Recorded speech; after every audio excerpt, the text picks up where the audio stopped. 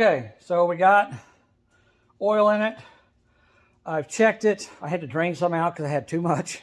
I mean, literally, this thing, if you buy a quart of oil, you could probably change the oil on this thing, I'm going to say 5, maybe 6 times before you use that whole quart of oil. It doesn't take very much oil. So, you know, it's definitely worth your time to change the oil on this thing a lot, because a quart of oil is $5 or less. This mini bike is $500. So it's definitely worth your time and the money to buy a quart of oil and change the oil on this thing more than once. So I've changed it one time. I checked it on my dipstick. I had to dump a little bit out because it was too full, and I got it set right now where it's supposed to be. So I'm going to make sure my dipstick's tight. So that's good there, okay? And I dumped all the extra oil out into this, and it's been soaking. This chain is very well oiled now, so you don't have to worry about that. I'm just swirling it around in there, kind of letting the oil run to different parts of the chain, let it run over the top of the chain. So that's very well oiled. So I'm not worried about the chain now. So now I'm going to take the chain and I'm going to take it out of the oil because it's like completely soaked with oil. And I'm going to put it on a rag so that the oil, well, I'm letting the oil drain. You can see the oil drain off of it. I mean, that's how much oil it has on it. It's just running off of it. So I'm going to let it run off of it for a little bit here until it gets to the point where it's just dripping. That way I know the majority of the oil is off of it. But this chain definitely doesn't need lubrication now. It's got plenty. And I'll tell you, the oil that I put in the engine is darker than the oil that I took out, which means the oil that I took out was probably very low quality. Okay, so there it's just dripping, so I'm going to fold it up. I'm going to set it on this rag, and we're going to get it out of the way, let it sit there, and that oil's going to soak into that rag. And so we don't have quite as much of a mess whenever we go to put that chain back on the bike. Okay, now we're going to turn it back around. Let me get this out of the way so I don't dump it all over the floor. I really don't want to make that mess. All right. And again, one thing I was looking at, I'll show you guys if you can see before I turn it around. There was complaints about the welds. Get this down there where you can see it. Oh, come on. There we go. The welds where they weld the frame together there and there. Here, down here. I can tell you all the welds on this bike, I mean, they aren't beautiful welds, but they're not bad welds either. They look like they're solid. They're not going to come apart. The frame looks like it's probably powder coated. To me, it might just be a spray paint, a semi-gloss, or a matte paint. I don't know how good a quality it is. I'm sure if you probably spilled gasoline on or something, it would probably come off. But that's what the paint looks like. The welds look good to me. There were complaints about people that they said they had bad welds. You know, these welds aren't top quality welds, but I think they're good enough that they're going to hold the bike together. I don't see any issues with the welds. So there's that. Okay. Now let's turn the bike around.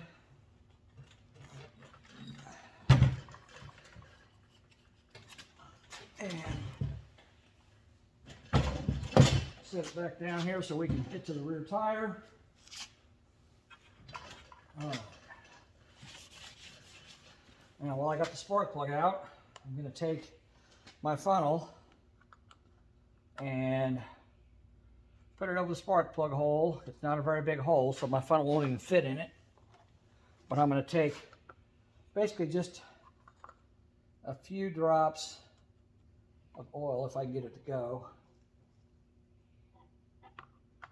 Just, as you guys can see, that's how much oil I got. Just a few drops, and I'm going to try to get it to run down into the spark plug hole. So I'm holding up the funnel so it's dripping out of the funnel, and it's dripping down into the spark plug hole. Get, you know, maybe 8-10 drops of oil down in there.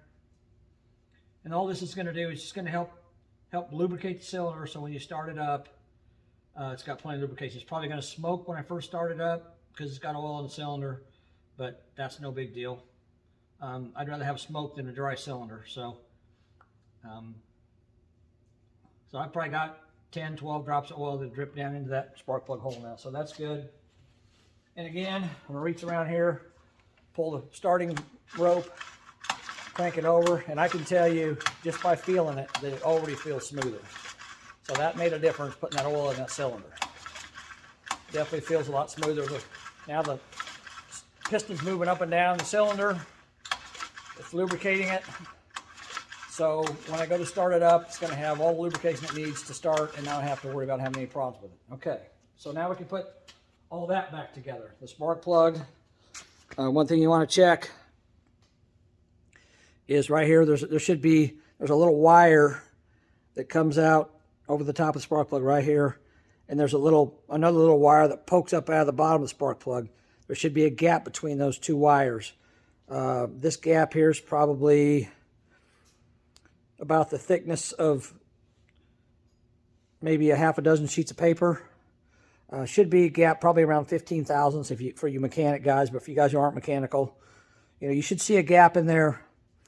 Probably maybe a 1/16 of an inch would be a good ballpark figure. So you want a gap in that plug. If there's not a gap, it won't run. You got to make sure there's a gap in there. That's what fires your gasoline in your cylinder. So make sure the gap is good on this. All right, mine's fine. I'm not going to mess with it. I'm going to leave it alone. I'm going to put that spark plug back in the hole. Screw it in hand tight.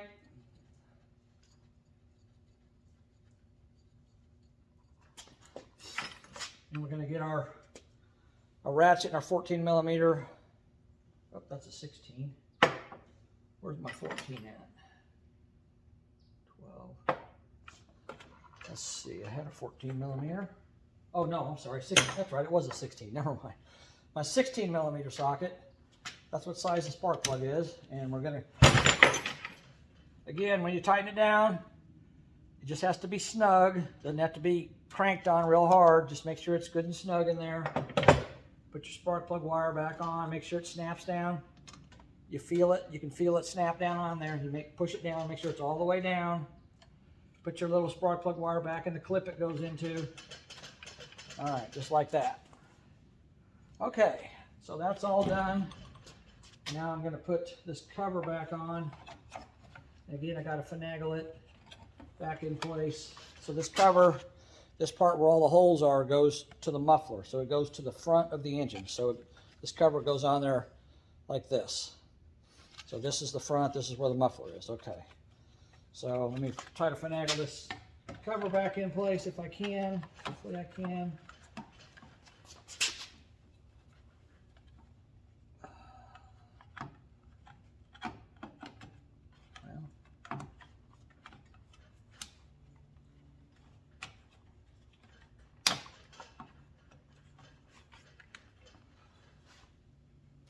Okay.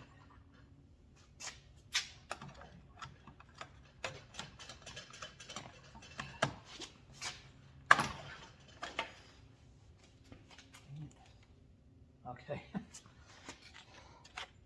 All right, guys, I lied to you. Sorry. This is actually the left side of the engine. So the cover, this is the front. This is where the muffler goes, right here. And okay, that exhaust exit's down. Okay. So the muffler goes right in this section here and right here on the side. So this thing goes like this, with this covering up, or this area here where the muffler's at. This area here is where the muffler is. Okay, so it goes like this on the motor, not like that. So, sorry. Okay. All right, let's try to put it on here now. Okay.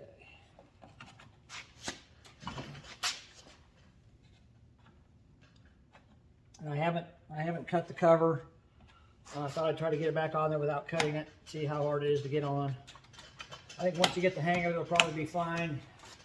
It's plastic, it'll move around a little bit. So hopefully we can get it to go back in place.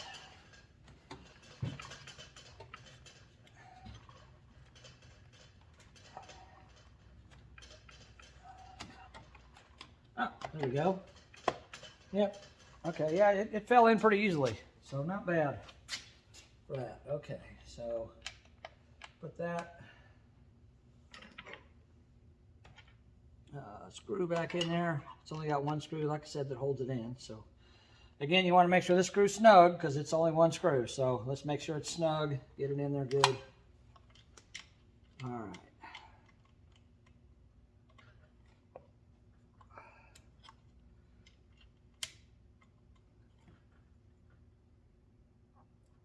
All right, now remember that's screwed into aluminum, so you don't want to crank on it real hard. Just get it good and snug, it's fine. Okay, now I think we're ready to put the back tire back on. Kind of get this thing lined up here. Okay. All right, let's put the back tire back on. That chain should be, as you can see, the rag is soaked with oil, so the chain had plenty of oil on it. It shouldn't be a problem. I'm going to wipe it off with a clean, fresh rag. Throw this rag in the trash.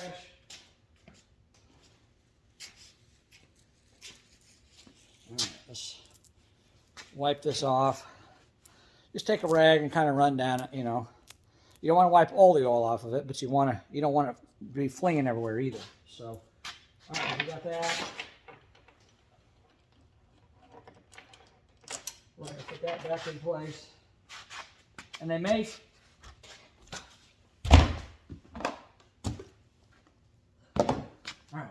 you can buy chain oil, chain in a spray can. You can buy chain lube. You guys can use that if you want. You know, whatever you think works best for you. Okay, so we're gonna put this back tire on, and I got to put all these parts back on here. Again, I'm gonna take this bolt and I'm gonna put a little bit of grease on it. It probably isn't necessary, but again, it keeps things from sticking and not working properly. Like I said, just a thin coat, just wiping it on there. Here, let me back this camera up a little bit. You guys can see my face. It's kind of weird. Okay.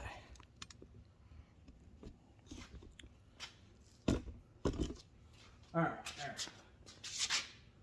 Not quite. Okay. All right, there we go.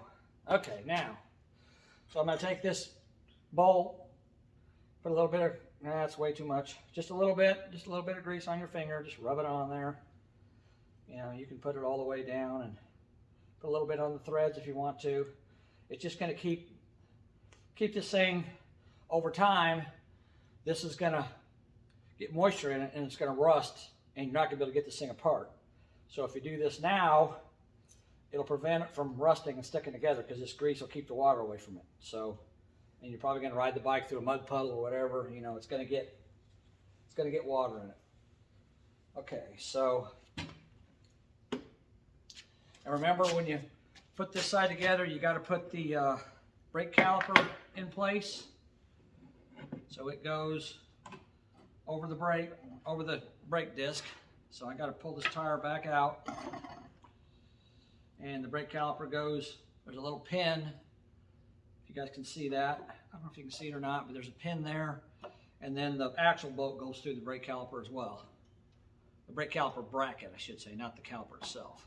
But okay, so we got that in place. And to make things easier, I'm going to put the two pieces of tubing on this side so I can go ahead and get this side started. So I'm going to put the single piece of tubing. Oh, wait a minute. Nope. Never mind. I see what they did. So there's two pieces of tubing over here because one goes between the frame and the brake caliper bracket, and one goes between the brake caliper bracket and the back tire. Let me show you guys. I'll show you what I mean. I didn't see that until I went to put this thing back together, but let me show this to you. All right. So we'll come over here. And, all right, let me get this set up.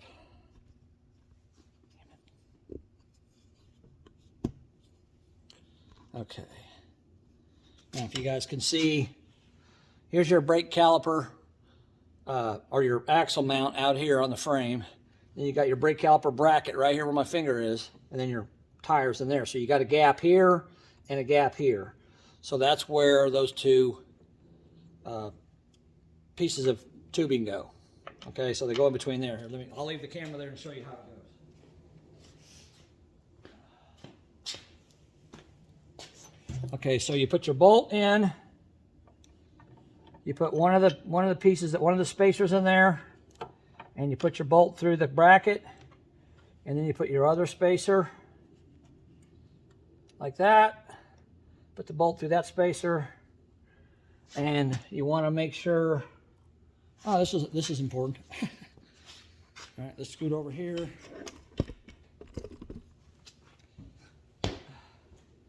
Before you put your back tire on, you want to make sure that your chain is in place. So slide your chain up there, hook your chain around the sprocket, the rear sprocket, whatever you got to do to get it to go on there. There we go. All right, now the chain's on there. So don't forget to do that before you put the bolt in. I almost forgot to do that. Okay, let's go back over here so you guys can see what I'm doing. All right. So now, move this over a little bit. You can see a little better. Dang it. Camera legs are caught. Okay. All right. I think you guys can see that okay. So we got a bolt, we got a spacer, we got the brake caliper bracket, we got another spacer, and then we go into the rear tire, slide that through. Again, here's your adjustment for your chain tension on that side. Okay, let me move this over here now. All right.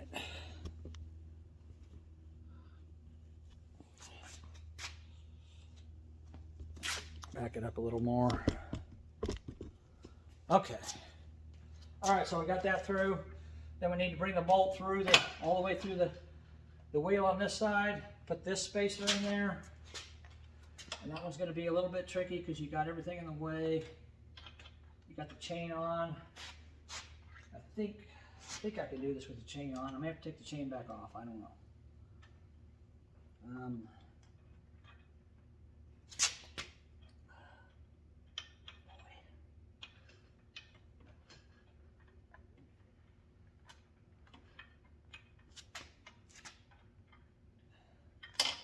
And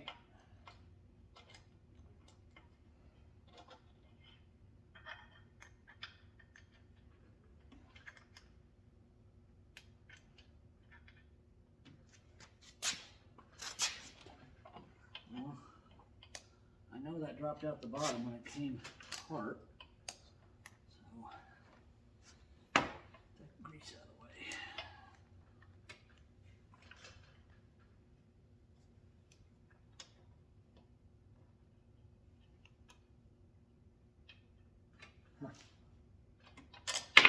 Man, well, all right, I'm going to pull the chain off. I think I'm going to pull it off the front sprocket. It's easier to pull off the front than the back, I believe. Well, I think. Maybe not. Okay.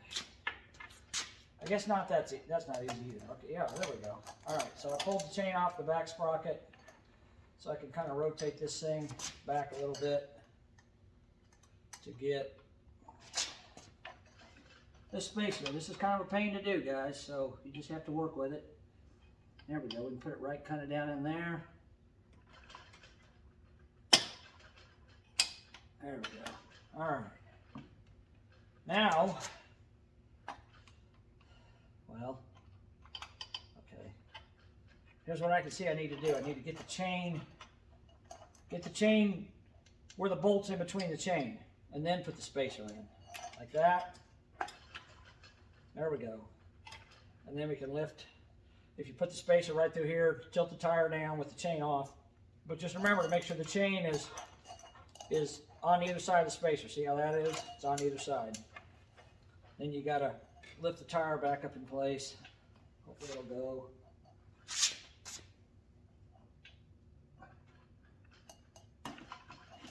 There we go. Put that on.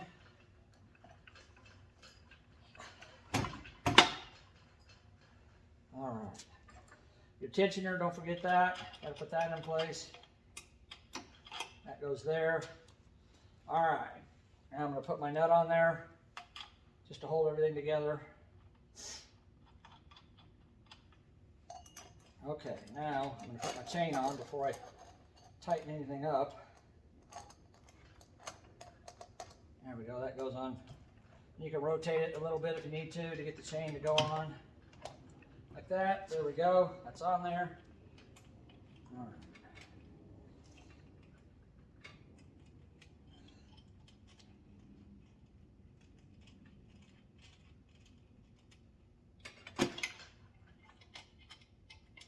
Okay.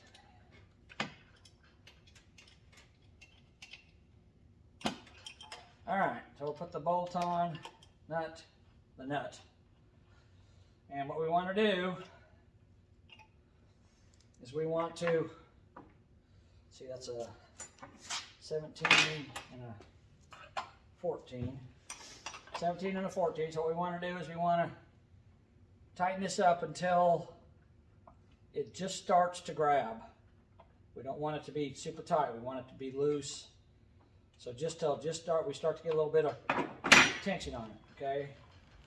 And then what you want to do is you want to look at your rear tire and make sure, look down your chain and make sure that your chain is square. In other words, make sure that the sprocket, a lot of people complain and said the sprocket was bent, but I don't know if the sprocket's bent or it just looks bent because the chain's not adjusted properly.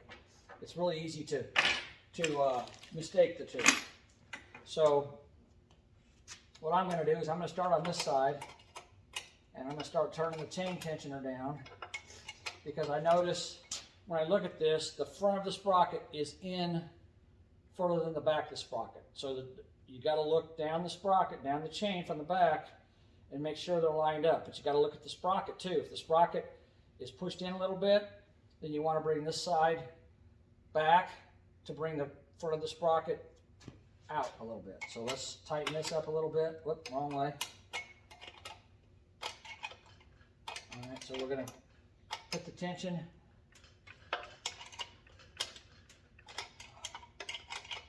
Move this.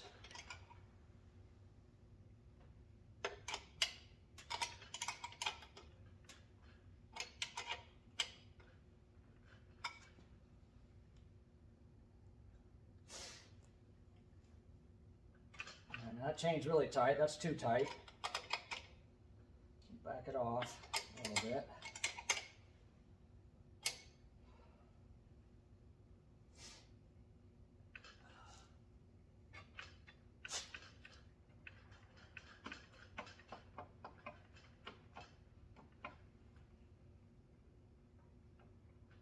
Okay.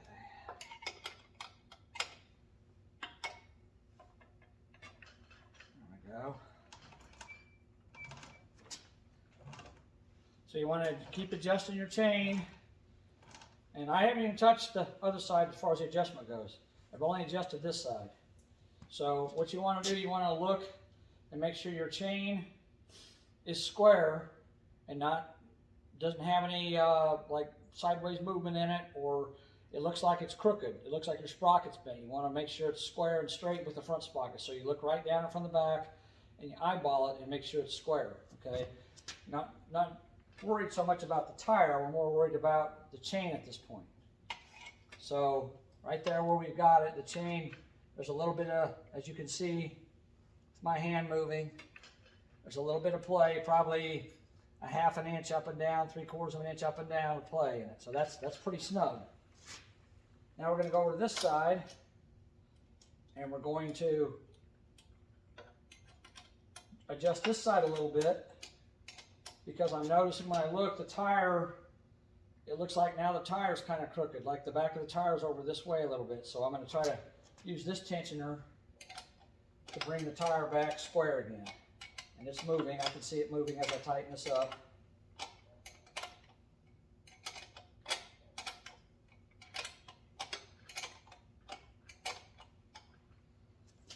All right. That looks pretty good.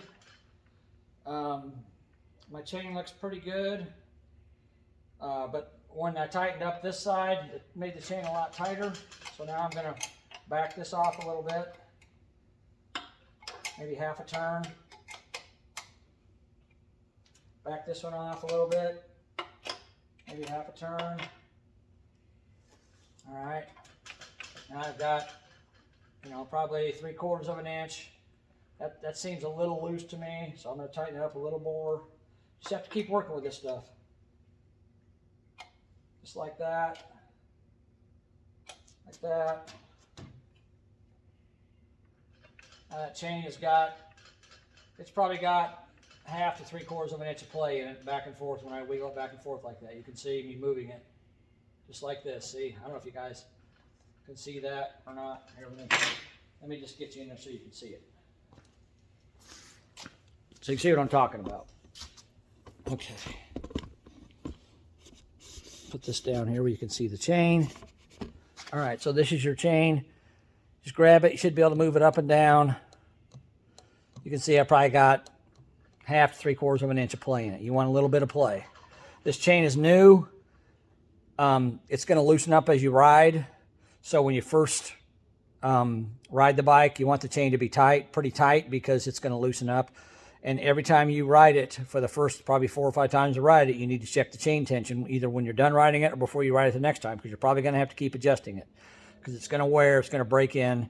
I don't know how good these chains are. That you may need to go and buy a new one. I don't know, but it's a Chinese part, so we'll see. We'll see how it goes. Okay, so there's that. You can see how I tensioned the chain. Raise this back up so you can see what's going on here. Okay, so now that I got that, where the tire looks pretty square, the chain looks pretty square, I'm just going to rotate it, make sure it runs smoothly, make sure it feels good. Dang it. Talking to the top of my head here. Well, that's too much, now you can't see the bike. Okay. All right, so I'm going to rotate the tire. You can rotate it back and forth. You want to rotate a little bit just to get a feel for it. And then you want to check it again and make sure everything looks okay. The tire looks pretty good. I think the chain's fine. It should be okay. And the lubrication I put on there is definitely going to help with all this stuff moving around. And yeah, I think I'm good with that. One thing I didn't do that I probably should have done, I just thought of it. I probably should have checked the bolts on the rear fender and put some Loctite on them. I did not do that. Let me see if I don't know if I get a wrench up in there or not without taking the tire off. I don't think I can, but let me see how tight they are. All right, let me see what I can do with them. They may be okay.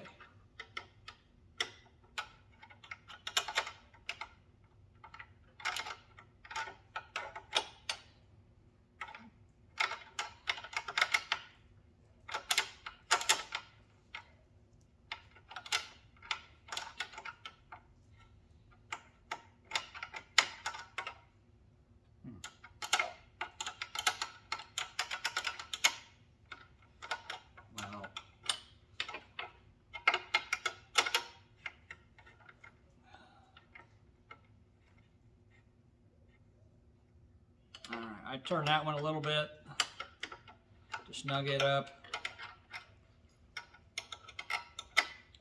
They're kind of hard to get to. It used to be a whole lot easier with the wheel off, so remember when you got the back tire off to check these. I should have done this and I forgot.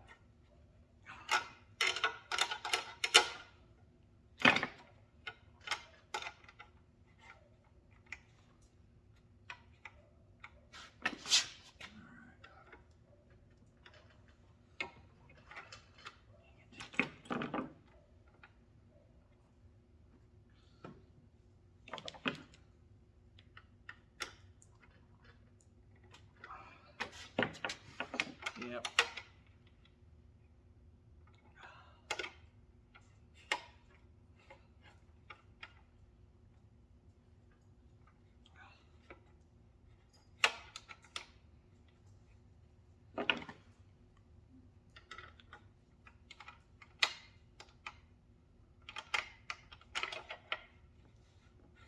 Yeah, this is definitely a pain in the butt to do. Should have done it with the tire off.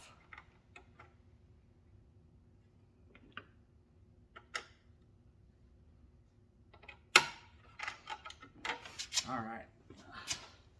I think both of those are okay. This one here might be really difficult because the chain's in the way. I don't even know if I can get into it. I'm able to tighten them up with a screwdriver. Okay. All right, so just remember, like I didn't remember, you probably should check these 4 bolts on the back fender too when you got the tire off. I'm not going to take it off. I think it'll be fine. So we're going to go with that. All right, and the rear tire again is like the front tire. You want to tighten it up till it's tight. Move the tire. It feels like it's got some drag on it. Loosen it up a little bit. It feels pretty good to me, I think. You know, you don't want it tight. It's got a nylon lock nut on it, so it's not going to come off. So you want it to be a little bit, a little bit loose, just barely snug is what you want. So that feels pretty good, looks pretty good. And well, guys, I think we're ready to start this thing up and see what it does. So let's get stuff cleared out of the way here.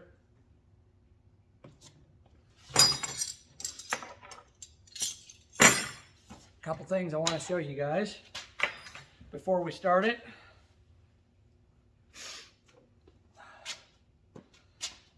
All right. Here's one thing I want to show you. And you can see these stickers right there. See the sticker, if you can read it. I'll hold it there for a minute if you guys, well, it's probably backwards. But anyhow, it says, right over here, it says under 13, which is crossed off, which is kind of weird because this is a small bike. It's made for little kids, so I'm not sure why they got that.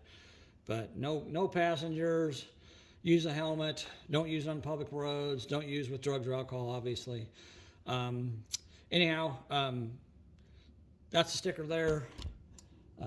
Got a warning sticker there for moving parts, obviously the chain, you want to watch out for that. Okay. Now, let's set this back over here. I'm going to turn the bike back around one more time. You can see there's already a little bit of oil on the table here from the chain dripping, but that's okay. It just means it's well oiled. I'm not going to worry about it. Okay. All right, the bike is assembled.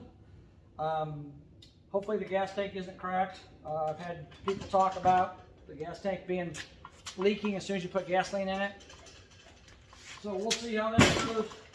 But again, I can tell they've addressed some of the problems with this bike, some of the complaints in the past. So hopefully they're making better gas tanks than they used to. We'll see. All right, so we're going to set this up on the block of wood. And again, you got oil everywhere. And you're going to make a little bit of a mess here, but that's okay. No big deal. All right. I think we're ready to start this thing out and see how it does, see how it sounds. I'd recommend you doing what I'm going to do here before you ride it, just to be sure that everything's working okay. So I'm going to leave it on the table here. I got oil or something spilled up here. I'm trying to wipe it off. These graphics are actually pretty cool on this bike. I mean, I like them. They're nice. I'm glad I got the red one. Okay. A little bit of oil on the seat with my hands. And this gas tank is plastic. Hopefully it's a decent tank. It's, from what I read online, it's about 1 quart of gasoline. It doesn't take much. So I'm just going to put a little bit in there and we're going to see what happens here. Okay. Make sure I got gasoline, not anything else.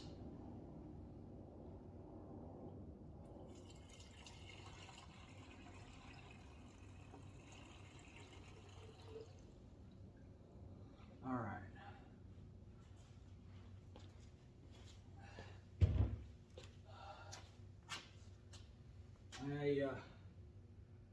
It's about 3/4 full, so I mean it didn't take much, just a little bit of gasoline, and it's got plenty in it.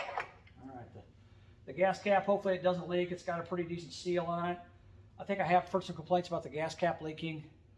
Hopefully it won't on this one. Hopefully this is a new and improved design. And we'll see what happens. All right. Okay, now another thing you want to do, you want to make sure that you're getting gasoline down to your carburetor. So you want to make sure there's fuel coming out of these plastic lines here. I don't see any fuel coming down out of them. So, and there's not, oh, okay. All right, let me show you guys this. I'm gonna take the camera off the mount because you've got to be able to see this. Okay, all right. Okay, so here's your two lines. You've got one that's a vent tube and one that's a fuel tube, but you've got a bulb down here just like on a lawnmower. If I can get up in here so you can see that. See that? So you can push that to get fuel to come down. See that? Now I'm getting fuel. See the bubbles? Now I'm getting fuel to come down. So, and now the little bubble, if you can see it, it's full of fuel. And this is your choke right here. So you flip that up. Flip that up for choke and down for no choke. So we're gonna choke it. All right, so I got fuel in there. I got fuel to the carburetor. So if your bike won't start, don't forget to check. This is your fuel line, this is your vapor line. Don't forget to check that this has got fuel in it and your bulb down here has got fuel in it. Sorry, this is your vapor, this is your fuel. Make sure the fuel line has got fuel in it and this bulb down here has got fuel in it. You gotta push that in just like you would with your lawnmower to get it to start. So you gotta get fuel into the carburetor. All right, so I'm just pumping it. And I'm actually getting fuel coming back up the vent, and I'm getting a lot of air. So I'm gonna continue pumping it till the air bubbles are gone. And there they are, they're gone. So now this is full of fuel as well. It'll probably empty out once I start it, but it should be ready to start. So let's start up and see what happens. All right.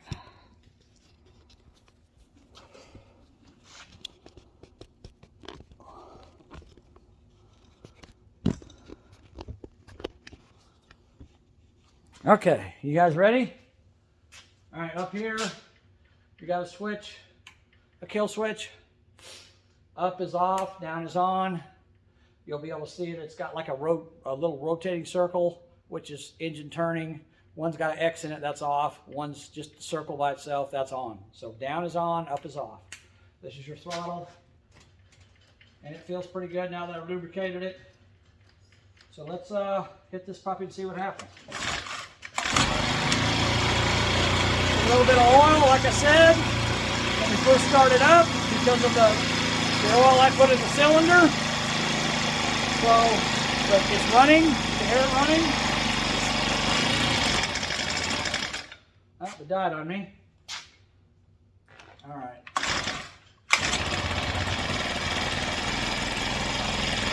Let it run for a minute, warm up before we mess with it. Probably need to turn the choke off too. There we go. There we go, that's running smooth now. Pretty quiet, you guys can hear me talking. Even though it's running, you can hear me talking, so that's not loud enough. All right, let's see what happens.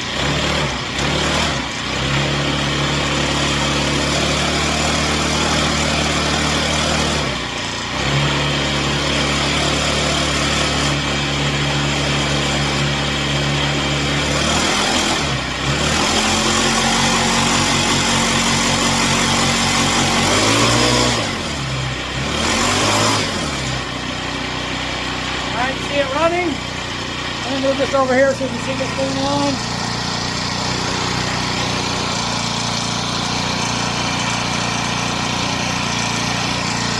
So it's running nice and smooth. The smoke stops. The back tire spinning.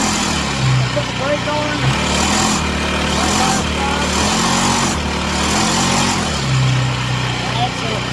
We know everything's good to go. So we've done everything we can to make sure that this thing's going to last us for a while, right? All right, so I'm going to let it run for a few minutes, let it get good and hot. I'm going to rev it up a little bit, and you guys can watch me do that. And then we're going to do something down there.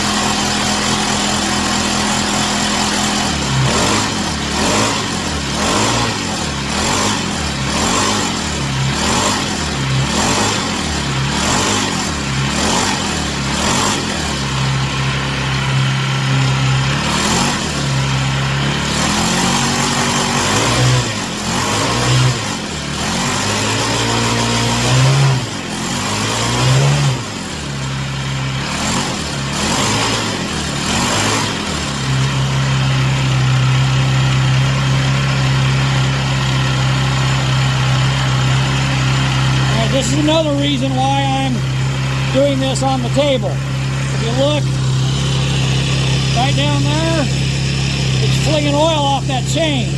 But I'm not flinging it all over my leg, I'm not flinging it all over my pants. It's getting on the table so I can wipe it off when I'm done. That's another reason why I wanted to start up and let it run on the table.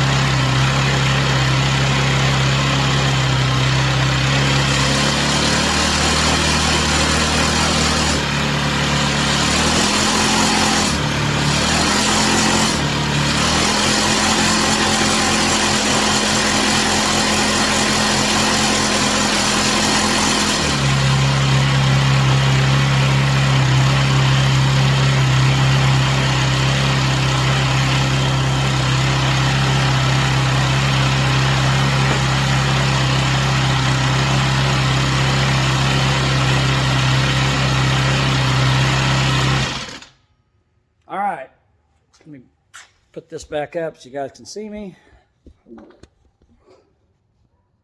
Okay. All right.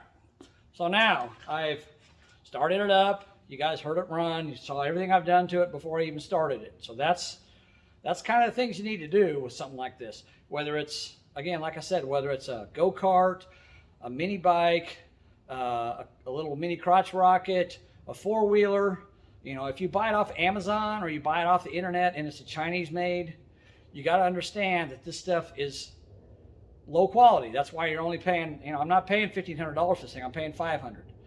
But if you do a little bit of pre-maintenance before you work on it, or before you write it and let your kids write it, and if you continue to do maintenance on it while they're enjoying it, it's going to last you a little while. This thing should run fine.